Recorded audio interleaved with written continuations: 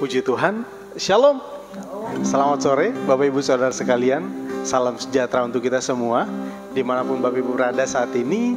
Ya, tentunya sangat senang sekali hari ini bisa kembali menyapa Bapak Ibu Saudara semua di dalam ibadah PA hari ini. Kita tentunya bersyukur walau di dalam keadaan apapun kita, saat ini kita masih bisa ada.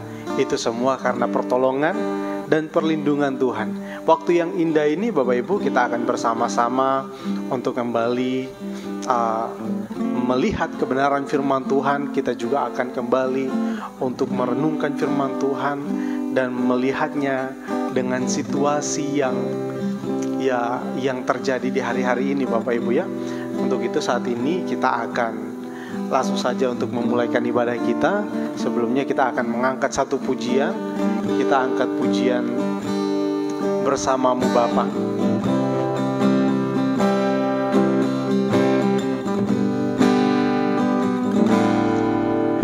Engkau ada bersamaku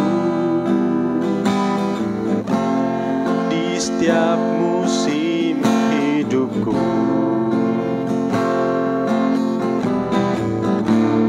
Tak pernah kau biarkan ku sendiri.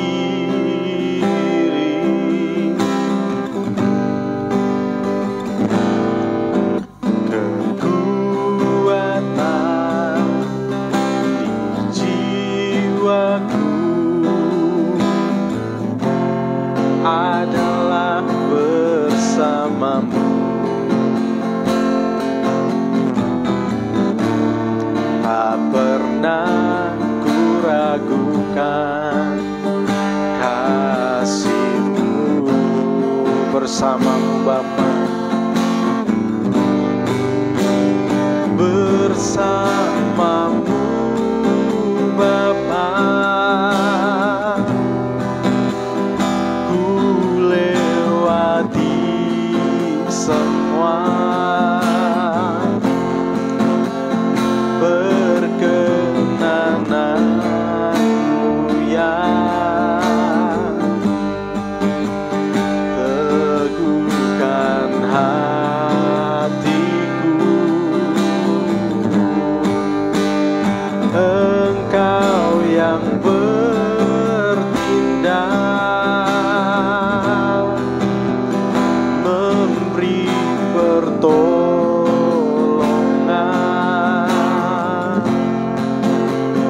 Anugerah-Mu besar, melimpah bagiku. Sekali lagi kita angkat pujian dari awal. Kita katakan Engkau ada bersamaku. Engkau ada bersamaku di setiap musim hidupku.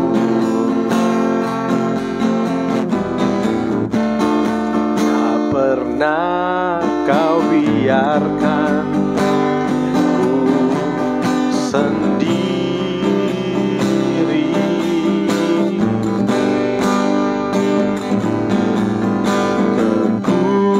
Kekuatan di jiwaku adalah bersamamu.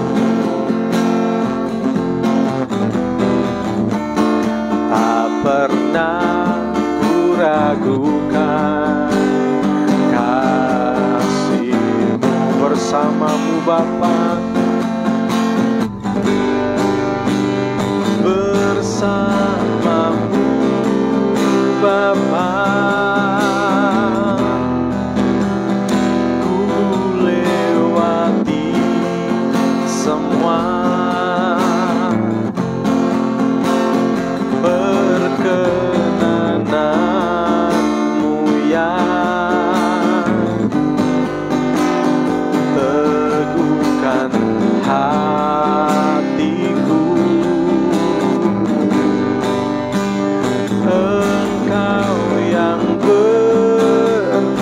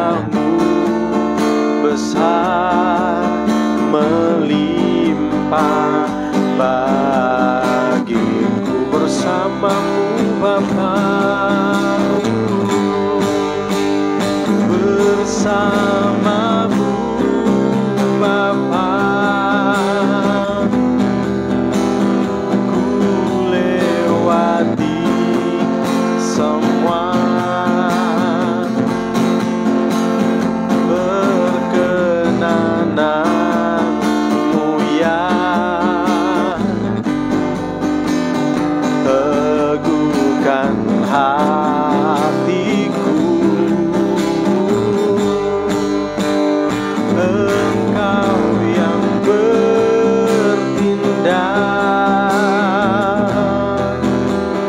memberi pertolongan. Anugerah-Mu besar melimpah bagiku.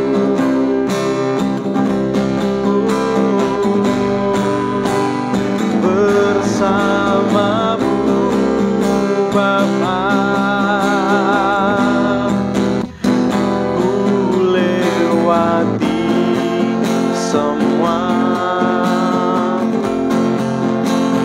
Perkenanan-Mu ya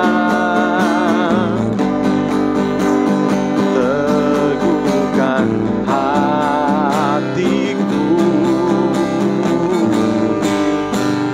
Engkau yang bertindak, memberi pertolongan.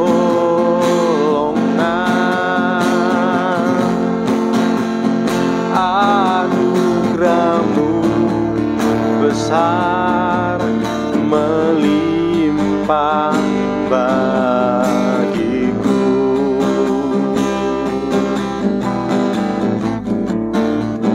Anugerah-Mu besar melimpah bagiku.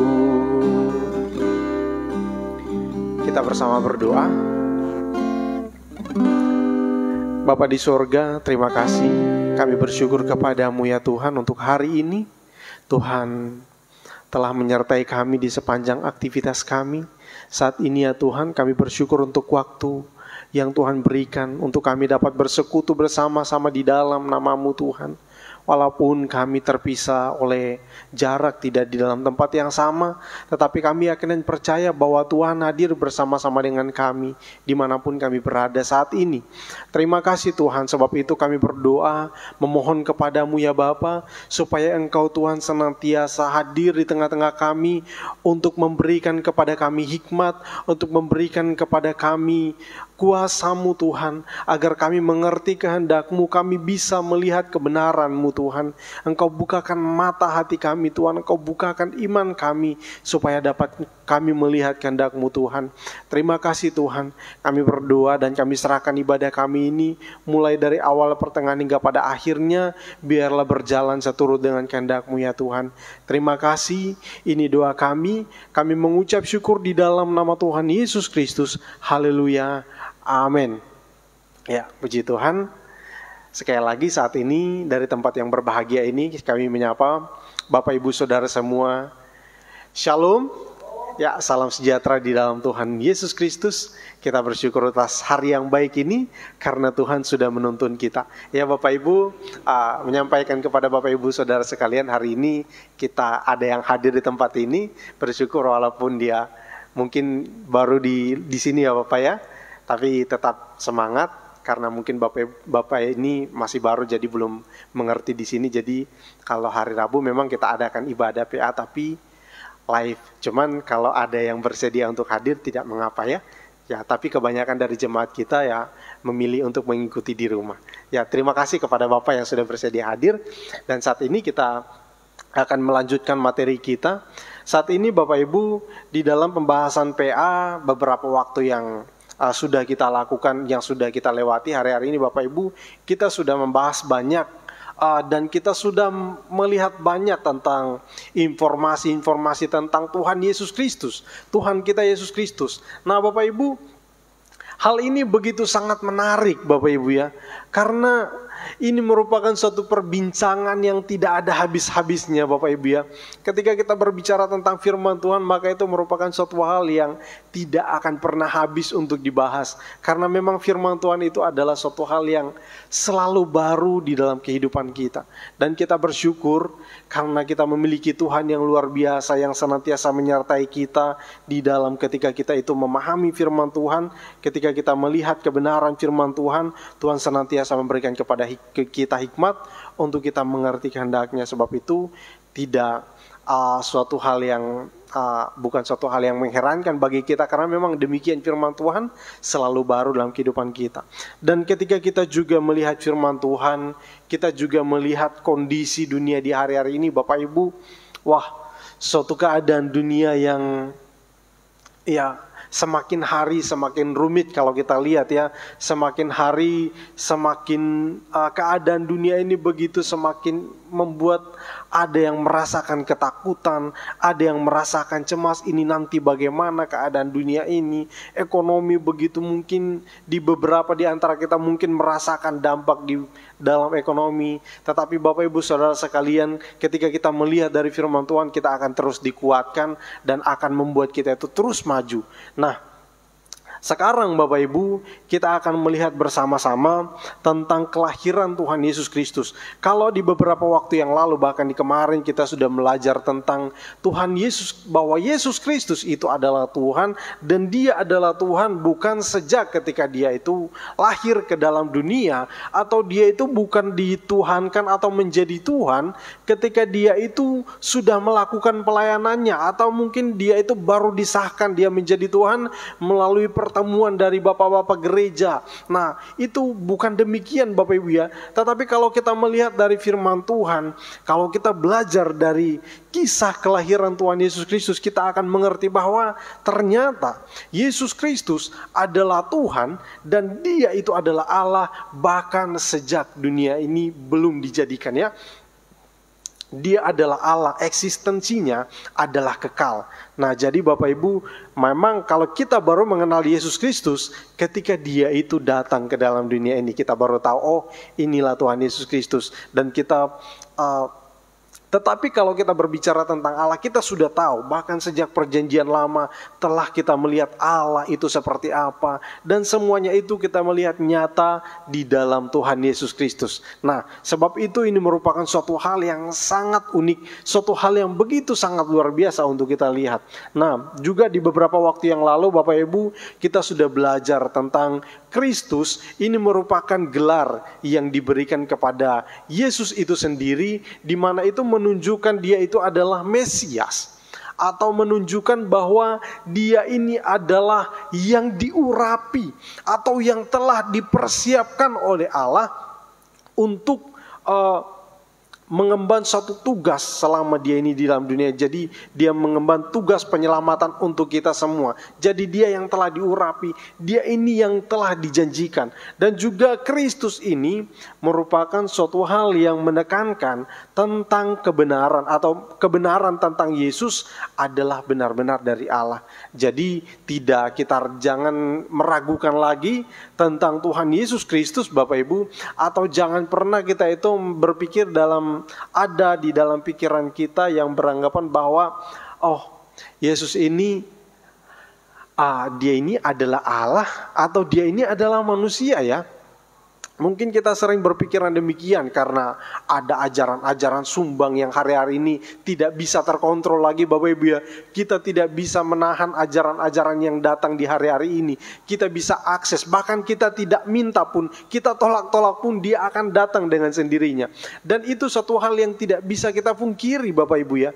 Sebab itu ini tidak bisa kita tahan, tidak bisa kita kita tidak bisa menolak ajaran-ajaran itu datang, tetapi kita bisa membekali diri kita, kita bisa memperkuat di dalam iman kita, bahkan menambahkan di dalam pengetahuan kita tentang kebenaran-kebenaran Tuhan, supaya apapun ajaran-ajaran yang datang, apapun teori-teori yang masuk di dalam kita, tidak akan menggoyahkan iman kita kepada Tuhan. Nah, jadi Bapak Ibu, bahkan setelah kita belajar tentang Tuhan Yesus Kristus itu dari silsilahnya, terus mulai dari kelahirannya, kita dapat melihat bahwa sungguh Yesus itu adalah Allah. Dia adalah yang dijanjikan, yang diurapi. Nah, Dia itu adalah Raja, ya. Dia adalah Raja yang diurapi. Sebab itu sekali lagi saya tekankan kepada kita semua, jangan kita meragukan tentang ketuhanan Yesus Kristus. Jangan juga kita meragukan bahwa dia itu, orang mengatakan Yesus itu bukan juru selamat, atau Yesus itu yang disalibkan itu bukan Yesus. Jangan pernah kita ragu apa yang dikatakan Alkitab. Apa yang dikatakan oleh Alkitab, itulah yang kita percaya supaya kita tetap kuat di dalam Tuhan. Nah, Bapak Ibu, kita akan lanjut. Terus yang selanjutnya seperti yang telah saya katakan di beberapa waktu yang lalu, kita akan melihat secara khusus tentang Yesus. Nah, Yesus ini adalah kalau di dalam bahasa Yunani itu tulisannya itu Iesos. Itu di dalam bahasa Yunani ya Bapak Ibu ya, tulisannya itu Iesos, dibaca Yesus. Itu sama dengan yang kita terjemahkan di dalam bahasa Indonesia menjadi Yesus, atau di dalam bahasa Inggris itu Jesus atau Jesus. Nah, terus yang di dalam bahasa Ibrani itu Yehosua atau Yesua ya, Yehosua atau Yesua. Yosua maksud saya ya. Kalau Yehosua itu di dalam bahasa Indonesia kita itu terjemahkannya menjadi Yosua. Bapak Ibu ya, ini sangat familiar dengan kita karena dia ini adalah tokoh yang sangat familiar di dalam perjanjian lama. Dia adalah abdi Musa yang kemudian meneruskan kepemimpinan Musa untuk membawa bangsa Israel dari Mesir menuju tanah Kanaan, tetapi dia memimpin bangsa Israel itu mulai dari padang gurun sampai kepada Kanaan. Nah, ini suatu hal yang sangat menarik karena memang nama Yesus atau Yosua itu sangat menandakan bahwa kalau di dalam bahasa Aram itu Yesua ya Bapak Ibu ya, Yesua. Atau juga mungkin Bapak Ibu sering dengar istilah-istilah Yesua Hamasya atau ya kira-kira begitu ya Bapak. Yesua Hamasya itu ada beberapa golongan yang menggunakan kata itu ya. Nah, jadi kata Yesus atau nama dari Yesus ini merupakan satu hal yang menunjukkan kepada kita bahwa Tuhan adalah penyelamat, atau kalau di dalam bahasa di dalam perjanjian lama itu dikatakan Yahweh atau Tuhan. Kalau di dalam bahasa Indonesia kita temukan tulisan Tuhan dengan huruf besar semua, itu menuju kepada Yahweh atau Yahweh, yang di sini menuju kepada Tuhan yang dialah Allah, yang satu-satunya Allah, dialah yang berdaulat, yang berotoritas atas seluruh ciptaannya. Dan di sini menunjukkan bahwa dari kata Yesus ini kita belajar bahwa Allah atau Tuhan dialah penyelamat kita. Nah, ini sangat menarik. Sebab itu kalau kita baca di dalam kisah kelahiran Yesus ini, di dalam Injil Matius itu sendiri, ya, di sana saya maafkan ya Bapak Ibu, saya akan bacakan untuk kita semua. Saya akan baca khususnya di ayat yang ke-21 maksud saya. Matius pasal yang pertama ayat yang ke-21. Ia akan melahirkan anak laki-laki dan engkau menamakan dia Yesus, karena dialah yang akan menyelamatkan umatnya dari dosa mereka. Nah, sangat menarik Bapak Ibu ya. Jadi kata Yesus atau nama Yesus itu sangat familiar bagi kita. Kenapa? Karena itu menunjukkan atau mungkin kita sering di dalam hari-hari kita sering menyebutkan Yesus. Tetapi itu kita hanya berpikir itu hanya sebuah nama. Ya, mungkin kita hanya berpikir itu hanya sebuah nama yang memang dikhususkan diberikan kepada Yesus. Banyak Yesus sebenarnya Bapak Ibu ya. Bahkan di dalam cerita Alkitab kita juga ada menemukan Yesus di sana. Bahkan ada Yesus yang namanya Yesus tetapi dia adalah orang yang bejat Bapak Ibu ya. Kalau kita baca di dalam Kisah Perjanjian Baru. Tetapi juga kita menemukan Yesus di sini.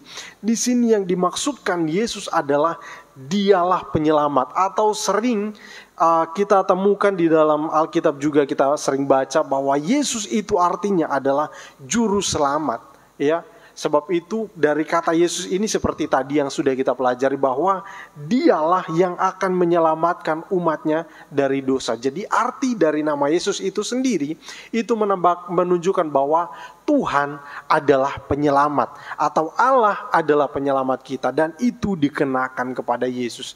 Nah, jadi sebab itu kalau kita lihat di dalam Perjanjian Lama ada kisah Yosua, itu juga beberapa ahli mengatakan bahwa Yosua ini merupakan tipologi, ya, tipologi dari penyelamatan dari Allah sebagai penyelamat, di mana kalau Yosua ini membebaskan bangsa Israel dari memimpin bangsa Israel dari dan melepaskan mereka dari perbudakan Mesir, membawa mereka sampai kepada tanah yang dijanjikan oleh Tuhan. Tetapi Yesus, dia yang memimpin kita, membawa kita atau membebaskan kita dari perbudakan dosa. Dia menyelamatkan kita dari dosa. Sebab itu kita menyebutnya sebagai juru selamat, karena dialah yang menyelamatkan kita.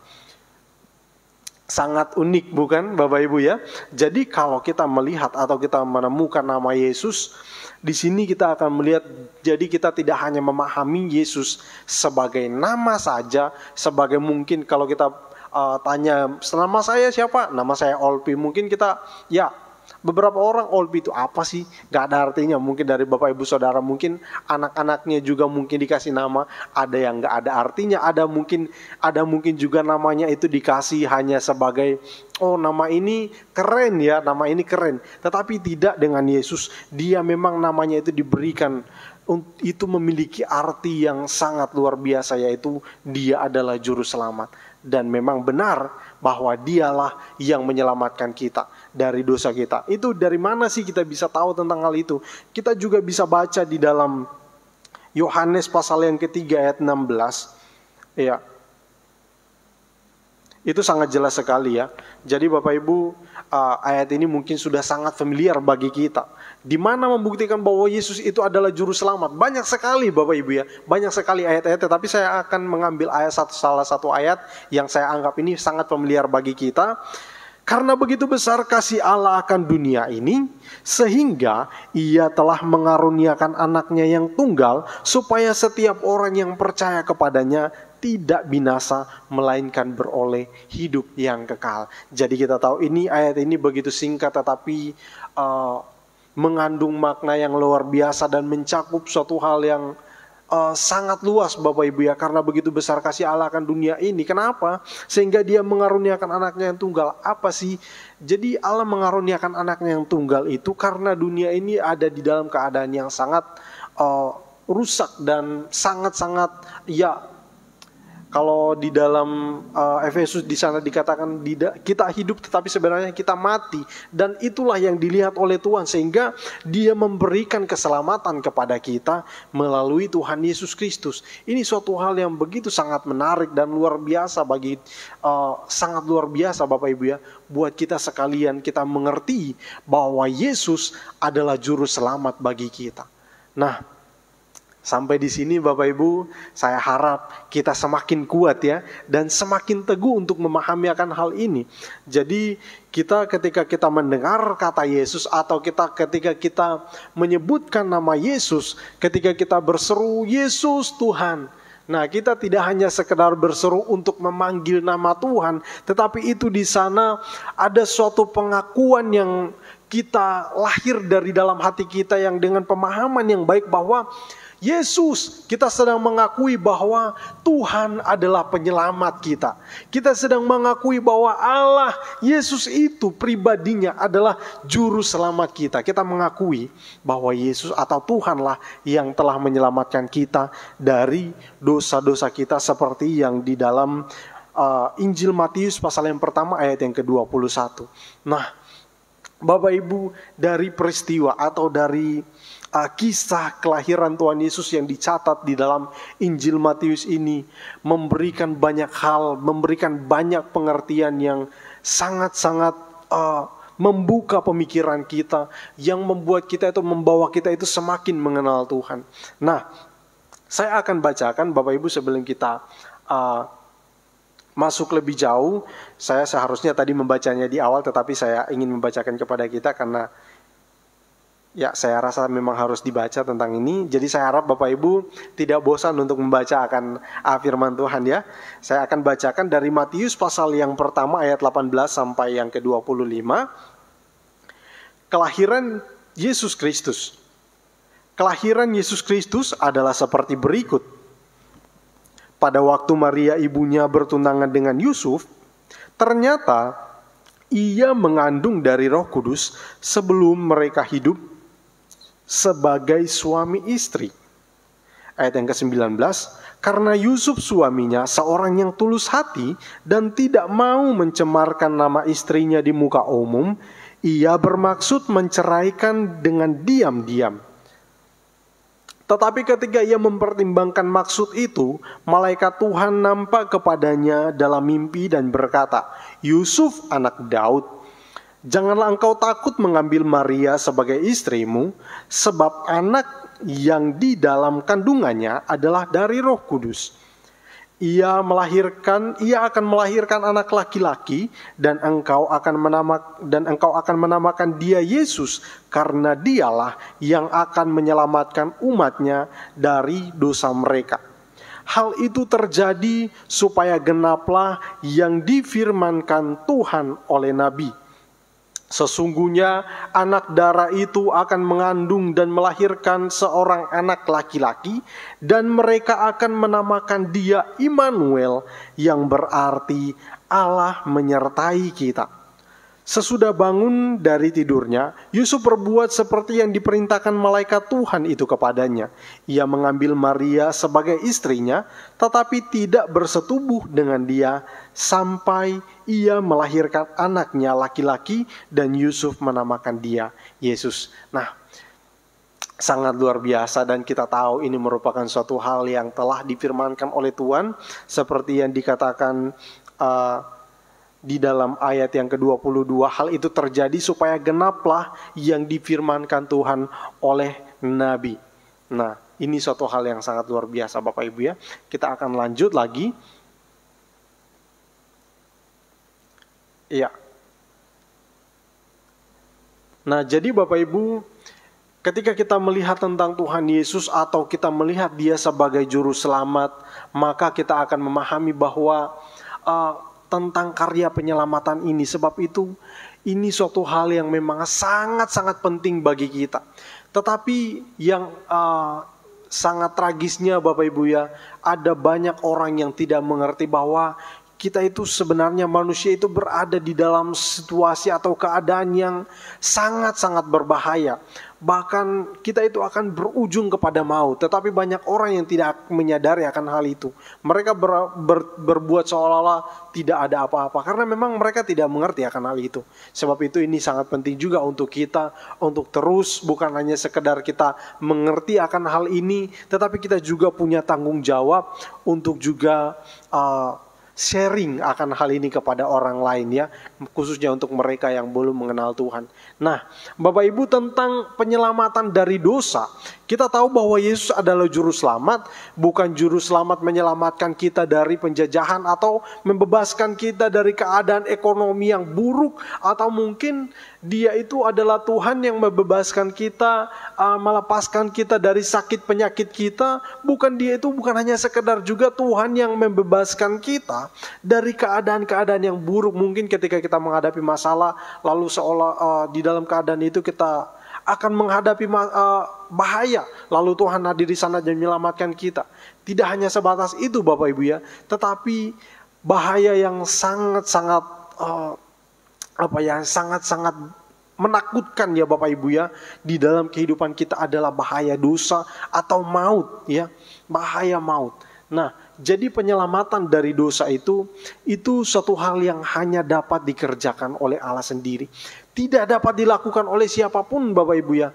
Sebab itu kalau kita baca di dalam Kisah Rasul pasal yang keempat, ayat yang ke-12, di sana dikatakan, dan keselamatan tidak ada di dalam siapapun juga selain di dalam Dia.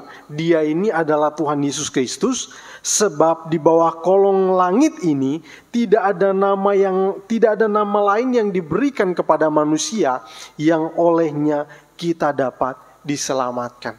Nah, Bapak Ibu Saudara sekalian, sehebat apapun manusia, sekuat apapun manusia, punya ilmu tinggi setinggi apapun itu, walaupun entah itu dia paranormal atau apapun itu, tidak akan bisa untuk menyelamatkan bahkan dirinya sendiri. Bahkan dirinya sendiri tidak mampu untuk diselamatkannya. Nah, ini hanya dapat dilakukan oleh Tuhan Yesus Kristus. Seperti yang kita baca di dalam ayat tadi, keselamatan tidak ada di dalam siapapun juga selain di dalam Tuhan Yesus Kristus. Nah, ini sangat sinkron dengan apa yang telah kita baca di dalam Yohanes pasal yang ketiga ayat yang ke-16, bahwa setiap orang yang percaya di dalam anaknya atau di dalam Tuhan Yesus Kristus akan beroleh hidup yang kekal. Tetapi ketika kita tidak percaya, memilih untuk mengabaikannya, maka akan ada kebinasaan. Ya, jadi Bapak Ibu sangat jelas kita dapat melihat bahwa juru selamat ya atau penyelamatan dari dosa itu tidak dapat dilakukan oleh siapapun juga selain Tuhan Yesus Kristus. Tidak ada siapapun yang dapat melakukan ini. Dan keselamatan atau penyelamatan dari dosa itu sifatnya personal Bapak Ibu ya. Ya, ini mungkin Bapak Ibu sudah sering mendengarkan akan hal ini, tetapi tidak mengapa saya ingatkan kembali kepada kita semua bahwa keselamatan itu sifatnya personal. Tidak dapat diwariskan, tidak dapat diberikan. Misalnya gini Bapak Ibu ya, saya kan sudah terima keselamatan nih dari Tuhan Yesus Kristus. Saya sudah percaya, saya sudah terima, oh terima kasih Tuhan, Engkau telah menyelamatkan aku.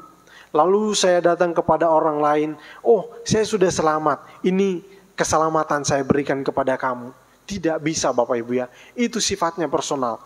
Kalau orang itu diselamatkan, itu bukan karena kita Bapak Ibu ya, tetapi karena Yesus, tetapi karena Allah yang telah berkarya di dalam dia. Kita memang dipakai Tuhan sebagai alat untuk menyampaikan tentang kabar baik itu kepada orang lain.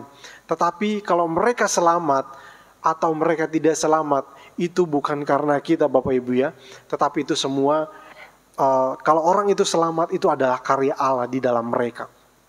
Sebab itu saya katakan bahwa keselamatan itu adalah sifatnya personal. Jadi karena mungkin Bapak di dalam satu keluarga, bapaknya adalah orang yang percaya kepada Tuhan, lalu tiba-tiba tidak perlu dia mengajarkan tentang Yesus, tidak perlu dia mengajarkan tentang Injil kepada seisi rumahnya, lalu otomatis keluarganya itu selamat. Itu tidak mungkin Bapak Ibu ya. Ya, itu suatu hal yang sangat mustahil. Tetapi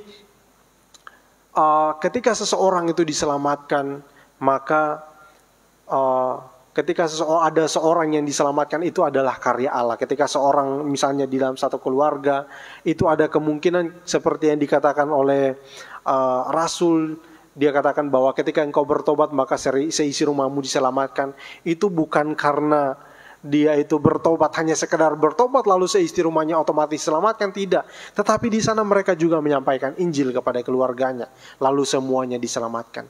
Nah, Bapak Ibu yang dikasihi Tuhan, sebab itu sekali lagi saya katakan, keselamatan itu sifatnya personal yang dikerjakan oleh Allah melalui Tuhan Yesus Kristus, dan ketika kita terima dia maka kita selamat. Jadi ketika saya terima Tuhan Yesus Kristus, orang lain terima, maka kita sama-sama diselamatkan. Tidak mungkin saya berjalan, misalnya saya ada memiliki dua sahabat mungkin ya, saya terima Yesus, dia tidak terima Yesus, otomatis kita diselamatkan bareng-bareng. Tidak mungkin Bapak Ibu ya. Tapi kalau saya terima Yesus dan dia terima Yesus, maka kita sama-sama diselamatkan. Kalau saya terima Yesus, dia tidak terima Yesus, saya diselamatkan, dia tidak diselamatkan. Nah, kira-kira demikian Bapak Ibu ya. Terus yang selanjutnya, keselamatan itu atau karya penyelamatan itu hanya dapat dilakukan oleh orang yang tanpa dosa. Nah, ini sangat jelas, ini terjadi hanya boleh dilakukan oleh Tuhan Yesus Kristus.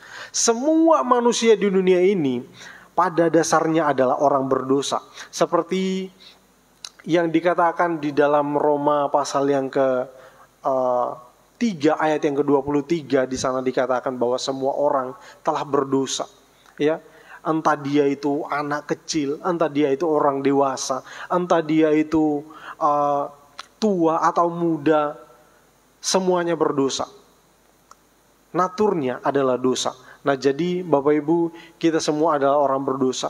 Kalau kita tidak berdosa, tidak mungkin Tuhan Yesus itu datang lalu menawarkan keselamatan kepada kita. Sebab itu di sini yang kita lihat bahwa karya penyelamatan itu atau penyelamatan itu hanya dapat dilakukan oleh Allah sendiri. Nah, tetapi hal yang harus kita perhatikan adalah bahwa bagaimana caranya Allah melakukan itu. Seperti yang minggu lalu kita juga sudah melihat bahwa sudah juga dijelaskan bahwa Allah itu bisa saja menyelamatkan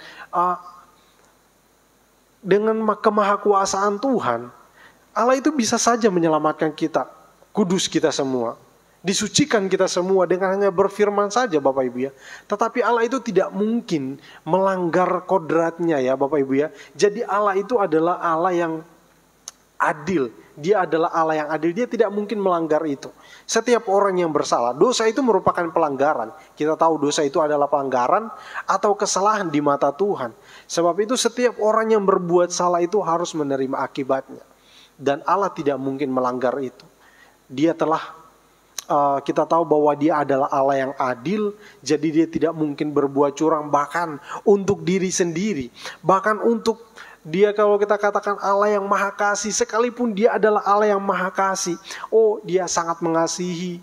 Kalau mungkin anak kita berbuat salah Bapak Ibu ya, seharusnya kita pukul dia mungkin, seharusnya kita hajar dia mungkin, tetapi karena kita dia ini adalah anak yang paling kita sayang, dia ini mungkin kita akan tidak akan menggunakan suatu hal yang konotasinya keras untuk anak kita, sekalipun dia berbuat kesalahan yang fatal karena kita terlalu sayang. Tetapi tidak demikian dengan Tuhan Bapak Ibu ya. Siapapun yang bersalah harus menerima akibatnya, harus menerima hukuman. Karena demikian, Allah itu adil.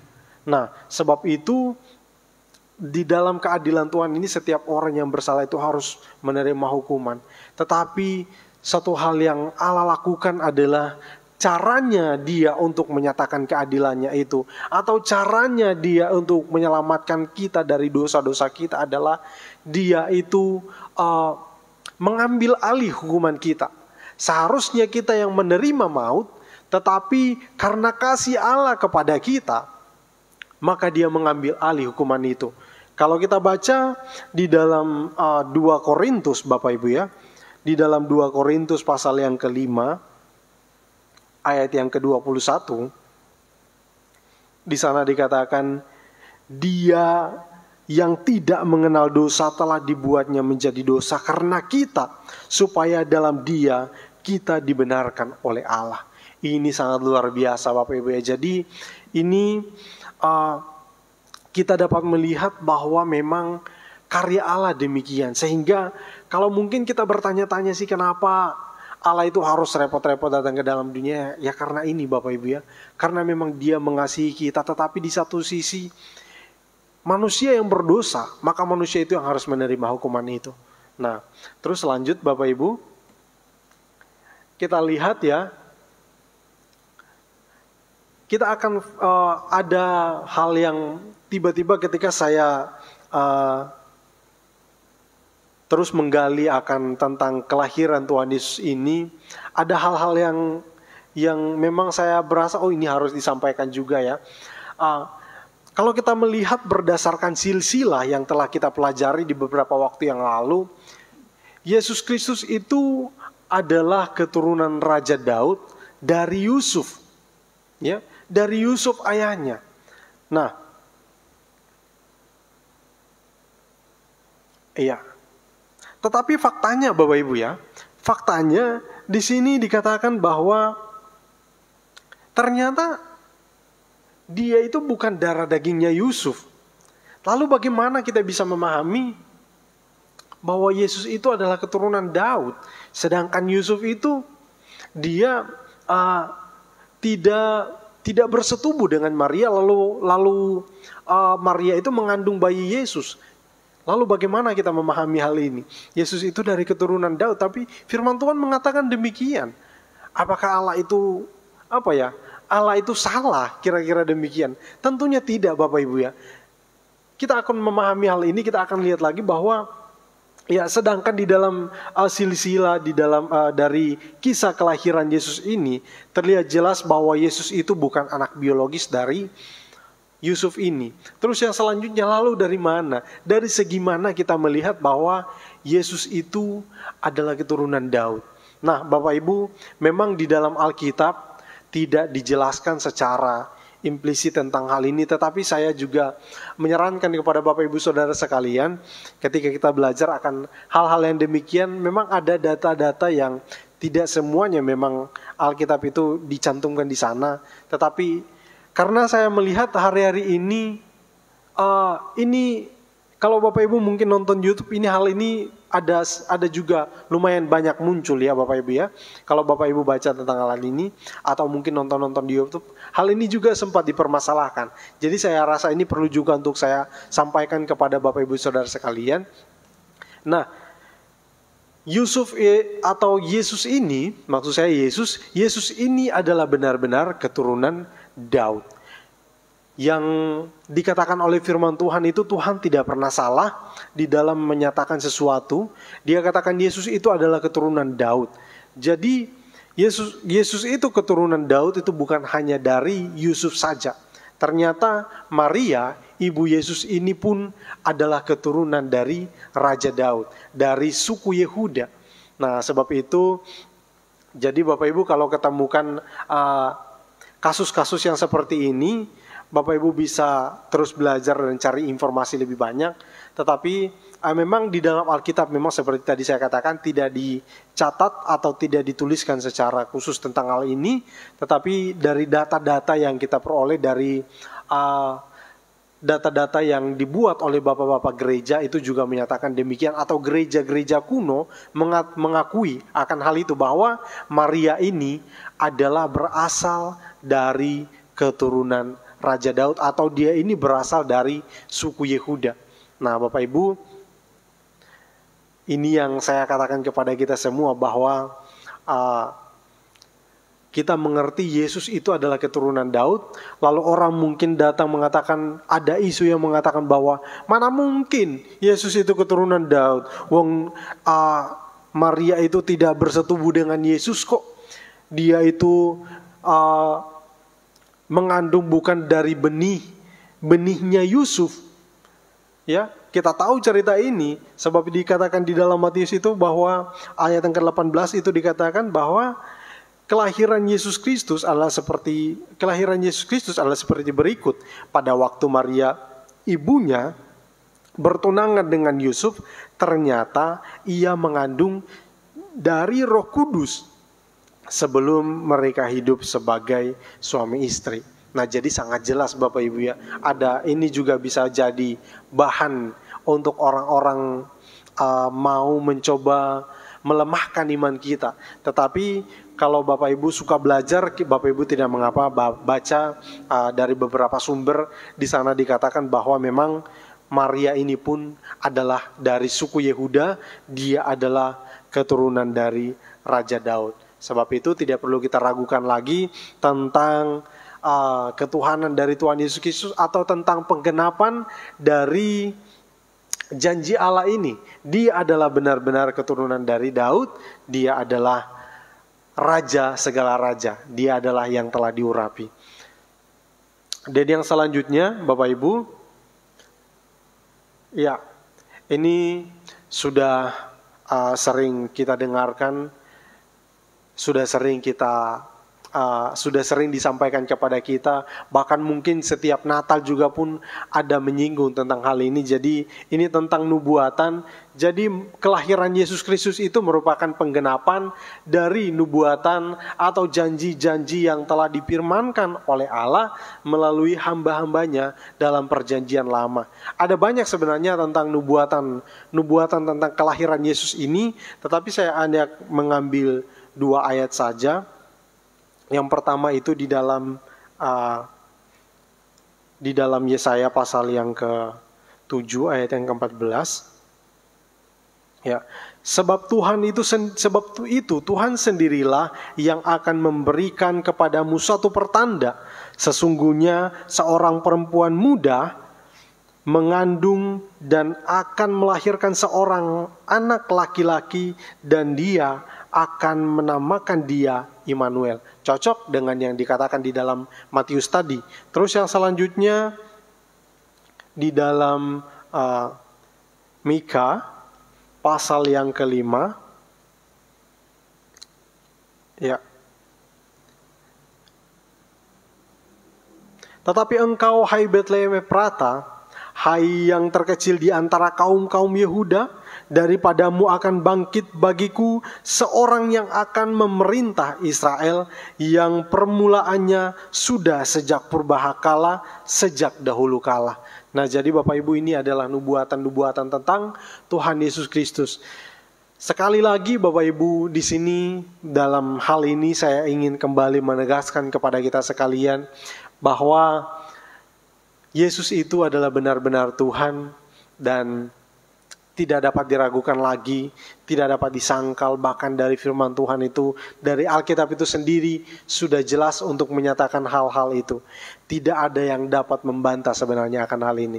Kalau ada orang yang membantah akan hal ini, mereka itu hanya orang-orang yang sebenarnya tidak mengerti, ya Bapak Ibu ya.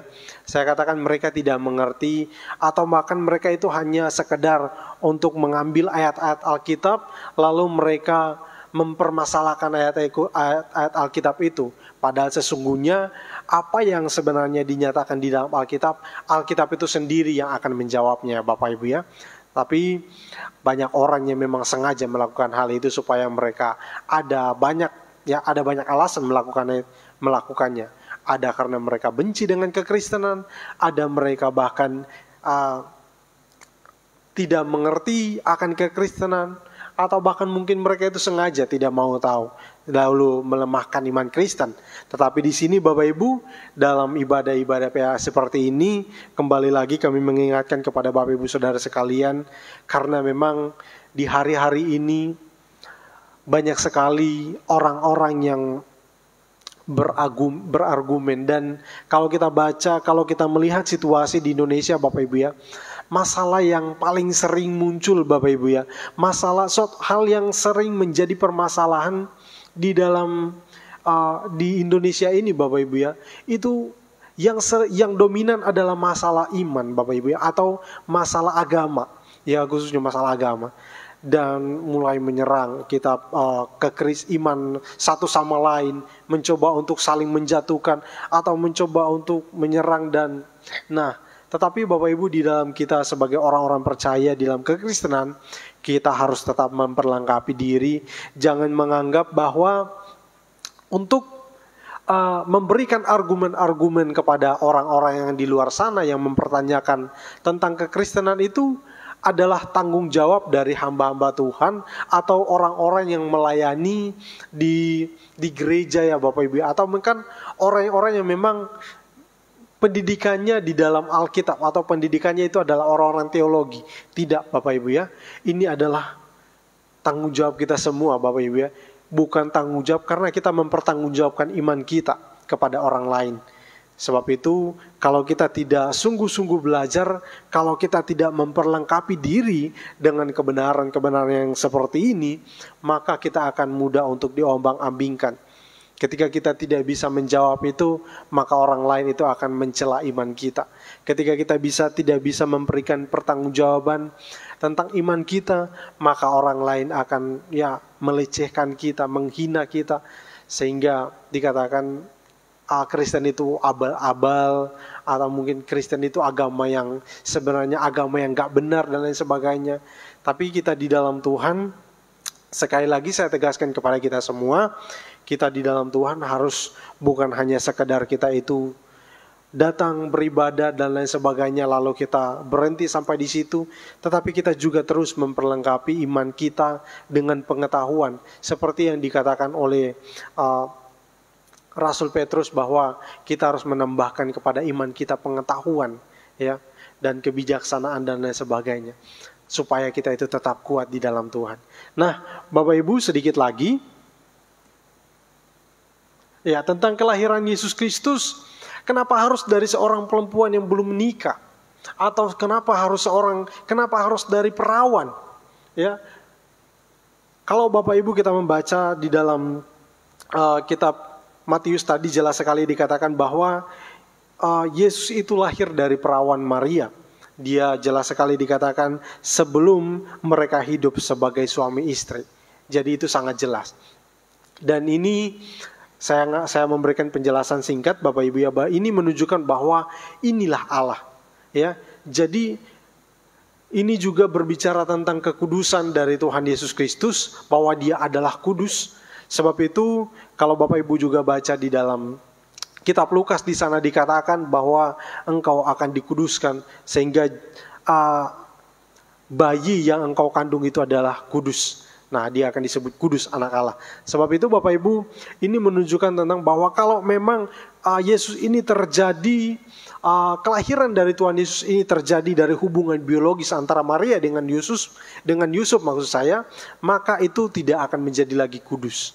Tetapi karena dia lahir tanpa hubungan biologis, dia lahir dari benih, bukan dari benih Yusuf, yang kita tahu bahwa setiap orang di dunia ini adalah berdosa, maka jelas Yusuf adalah orang berdosa. Tetapi kalau kita lihat bahwa benih yang ada di dalam Maria ini adalah benih dari Roh Kudus. Kita tahu akan hal itu. Di sini jelas dikatakan pada waktu itu Maria ibunya bertunangan dengan Yusuf, ternyata ia mengandung dari Roh Kudus. Jadi dari Roh Kudus, benih yang ada di dalam Maria ini adalah dari Roh Kudus. Nah, jadi jelas sekali Bapak Ibu ya, sebab itu ini kenapa dia lahir dari seorang perawan, itu jelas bahwa itu adalah berkaitan dengan kekudusan, bahwa Yesus itu adalah kudus, dan itu juga menunjukkan bahwa Yesus itu bukan manusia seutuhnya, maksudnya manusia seutuhnya, tetapi dia ini bukan dari manusia, tetapi dia itu adalah dari Allah. Nah, itu menjelaskan demikian Bapak Ibu ya. Terus yang selanjutnya, kenapa Maria? Nah, Bapak Ibu, orang ini ternyata hal ini juga dipermasalahkan Bapak Ibu. Kenapa harus Maria? Kenapa bukan orang lain? Tetapi kita juga bisa melihat bahwa itu adalah kedaulatan Tuhan. Itu adalah kedaulatan Tuhan yang tidak bisa kita perdebatkan.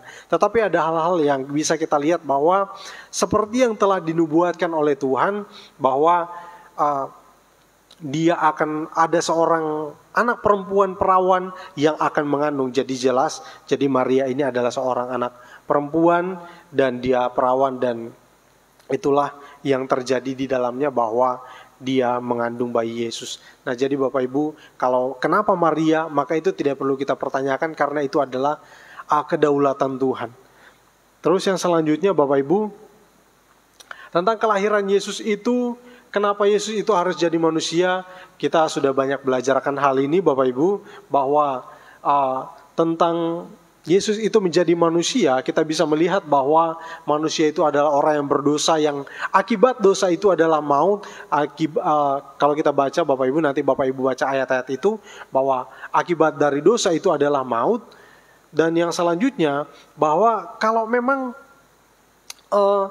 Allah itu orang yang mengalami maut, maka manusia itu harus mengalami maut. Tetapi kalau Allah itu menyelamatkan manusia, Allah itu tidak bisa mengalami maut ya Bapak Ibu ya.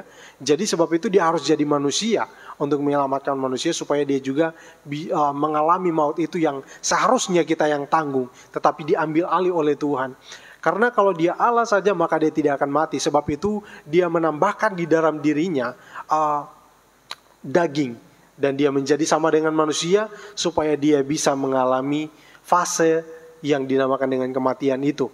Nah, kita tahu bahwa Yesus itu mati, tetapi karena dia Allah, dia bangkit. Nah, terus yang selanjutnya itu, kelahiran Yesus itu juga adalah atas dasar kasih, karena dia mengasihi kita.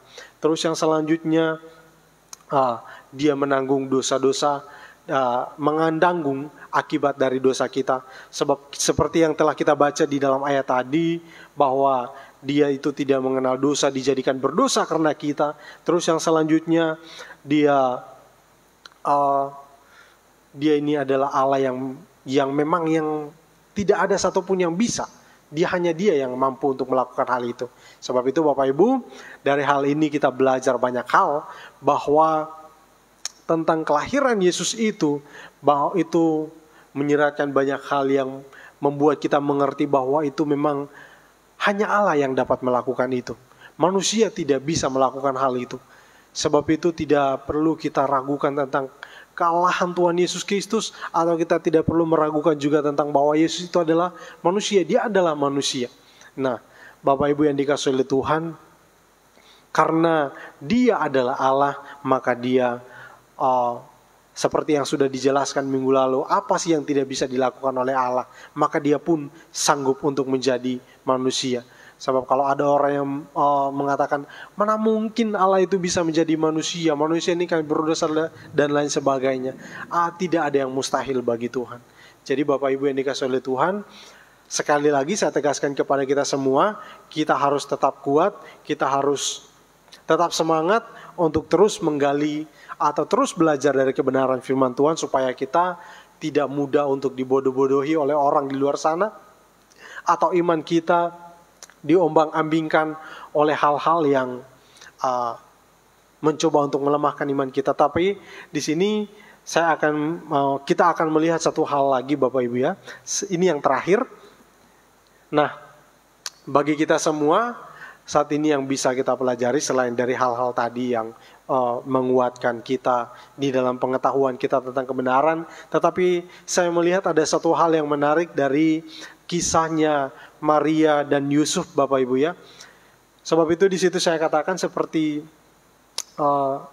berbahagialah orang yang mengerti dan melakukan kebenaran firman Tuhan. Jadi orang itu ketika orang itu yang berbahagia, orang paling berbahagia adalah orang yang mengerti dan melakukan firman Tuhan. Kalau kita lihat dari kisah Yusuf dan Maria Bapak Ibu ya, Maria itu sangat-sangat berbahagia karena dia mengerti bahwa apa yang dia alami itu merupakan kegenapan dari apa yang telah dinubuatkan di dalam kitab perjanjian lama ya. Sebab itu dia sangat berbahagia. Sebab itu kalau kita baca juga di dalam Mazmur yang pertama, di sana dikatakan berbahagialah orang yang tidak berjalan menurut nasihat orang fasik, tetapi yang kesukanya ialah Taurat Tuhan. Jadi ketika orang itu mencintai firman Tuhan, ketika orang itu senang dengan firman Tuhan, maka orang itu adalah orang yang berbahagia. Ini sangat luar biasa. Sebab itu karena kebahagiaan yang begitu luar biasa dialami oleh Maria, karena dia mengerti firman Tuhan, karena dia hidup di dalam, kalau kita baca juga di dalam Lukas, di sana dikatakan, aku ini adalah hamba Tuhan. Jadi itu jelas sekali menunjukkan bahwa Maria ini adalah orang yang taat. Ya, dia taat di dalam melakukan firman Tuhan. Jadi dia sangat berbahagia karena dia mengerti akan hal itu, sehingga dia tidak memperdulikan konsekuensi yang akan dia terima. Kalau seandainya kalau Bapak Ibu, kalau kita mengerti bahwa orang yang hamil di luar nikah, bagi orang-orang Yahudi, itu merupakan suatu aib yang sangat-sangat luar biasa. Akibatnya akan dihukum mati. Ya. Akibat yang akan dia terima.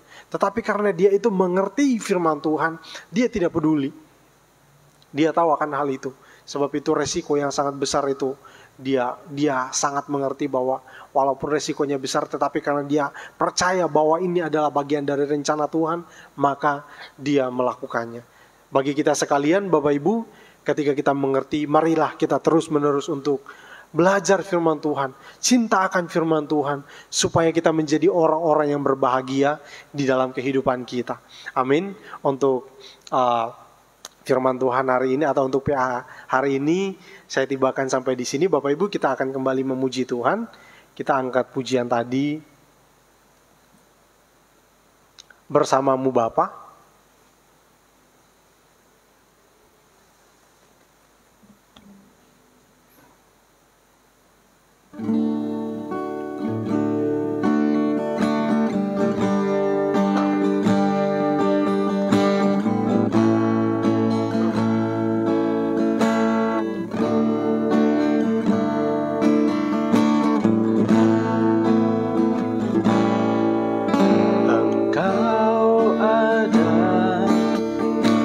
Bersamaku di setiap musim hidupku, tak pernah kau biarkan sendiri.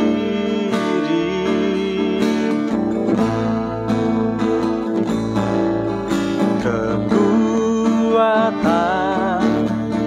di jiwaku adalah bersamamu.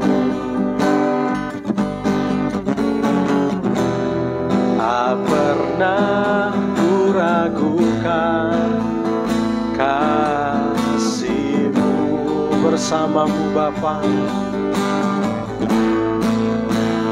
bersamamu Bapa, ku lewati semua perkenanan-Mu yang teguhkan hatiku. Engkau yang bertindak, memberi pertolongan. Anugerah-Mu besar melimpah bagiku. Bersamamu Bapa, bersamamu Bapa, ku lewati semua perkenanan-Mu yang teguhkan hatiku. Engkau yang bertindak,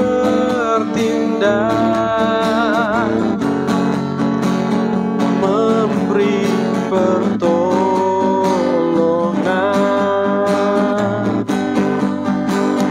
Anugerah-Mu besar melimpah bagiku. Anugerah-Mu besar, anugerah-Mu besar melimpah bagiku. Baiklah Bapak Ibu, sebelum kita menutup dengan doa, sekali lagi seperti biasa, ibadah kita berjalan seperti biasa Bapak Ibu. Hari Minggu kita ada ibadah raya jam 8 pagi di gereja, dan setelah ibadah raya ada ibadah untuk sekolah minggu di Zoom meeting, dan juga di hari Rebu kita akan kembali di dalam ibadah PA seperti ini. Dan hari Sabtu ada ibadah juga untuk kaum muda, masih online, dan kita tetap semangat dan tetap berpacu untuk terus semangat di dalam mengenal Tuhan dan mengerti kebenaran firman Tuhan, supaya kita tetap kuat untuk menghadapi gejolak dunia di hari-hari ini. Mari kita akan bersama-sama berdoa untuk mengakhiri ibadah hari ini. Bapa di sorga, terima kasih. Kami bersyukur kepadamu ya Tuhan, untuk hari ini Engkau telah menuntun kami di sepanjang ibadah kami. Dan kami bersyukur Tuhan untuk kebenaran firman-Mu, dan hamba berdoa ya Tuhan, kiranya Engkau terus memberikan pemahaman-pemahaman kepada seluruh sidang jemaat-Mu, juga semangat untuk terus-menerus mencintai Engkau Tuhan, mencintai kebenaran firman Tuhan, supaya kami tetap hidup di dalam kebenaran-Mu Tuhan, supaya kami tetap kuat di dalam iman kami dan tidak mudah diombang-ambingkan oleh pengajaran-pengajaran yang beredar di hari-hari ini yang tidak sesuai dengan kebenaran firman Tuhan. Terima kasih Tuhan. Hari ini ya Tuhan, hamba berdoa untuk kami semua, baik yang ada di tempat ini maupun yang mengikutinya di rumah masing-masing Tuhan. Kami berdoa, biarlah Tuhan senantiasa senantiasa memberkati kami di dalam setiap usaha dan pekerjaan yang dijalani. Tuhan memberikan keberhasilan, Tuhan memberikan hikmat untuk dapat melakukan pekerjaan dengan baik, untuk dapat mengelola usaha dengan baik. Dan kami berdoa ya Tuhan, kiranya kesehatan dan kekuatan senantiasa melimpah di dalam kehidupan kami, baik secara pribadi maupun di dalam rumah tangga. Tuhan akan menyertai kami dan senantiasa melimpahkan kami dengan sukacita dan damai sejahtera karena Tuhan. Terpujilah nama-Mu ya Tuhan. Anak-anak-Mu Tuhan yang di dalam pendidikan, anak-anak-Mu Tuhan yang masih di dalam masa-masa pertumbuhan, Tuhan akan senantiasa menyertai yang di dalam pendidikan. Tuhan berikan kepintaran supaya dapat melakukan pendidikannya dengan baik. Terima kasih. Kami juga berdoa untuk seorang ibu juga yang hari ini beberapa waktu yang lalu melakukan operasi. Kami berdoa kiranya Tuhan senantiasa menyertai dan melindungi di dalam masa-masa pemulihannya. Kami juga berdoa untuk anak dari Komino yang berulang tahun ya Tuhan. Kami berdoa kiranya Tuhan akan senantiasa memberkati, Tuhan akan senantiasa melindungi, dan di masa-masa pertumbuhannya Tuhan akan memberkati dia menjadi anak yang baik, anak yang takut akan Tuhan, anak yang cinta akan Tuhan, dan anak yang senantiasa berbakti kepada orang tua. Terpujilah Engkau Tuhan. Anak-anak-Mu Tuhan, sidang jemaat-Mu Tuhan, GPT Lumajang, GPT Jatiroto maupun yang menyaksikan ibadah ini, bahkan kami yang ada di tempat ini, Tuhan akan senantiasa memberkati kami. Jauhkan dari segala macam sakit penyakit, jauhkan dari segala macam mara bahaya, jauhkan dari hal-hal yang tidak berkenan di hadapan Tuhan. Terima kasih Tuhan, terima kasih. Kami serahkan kehidupan kami sepenuhnya ke dalam tangan Tuhan. Di dalam nama Tuhan Yesus Kristus kami berdoa dan mengucap syukur. Haleluya, amin. Puji Tuhan, ibadah kita telah selesai. Tuhan Yesus memberkati kita semua. Shalom.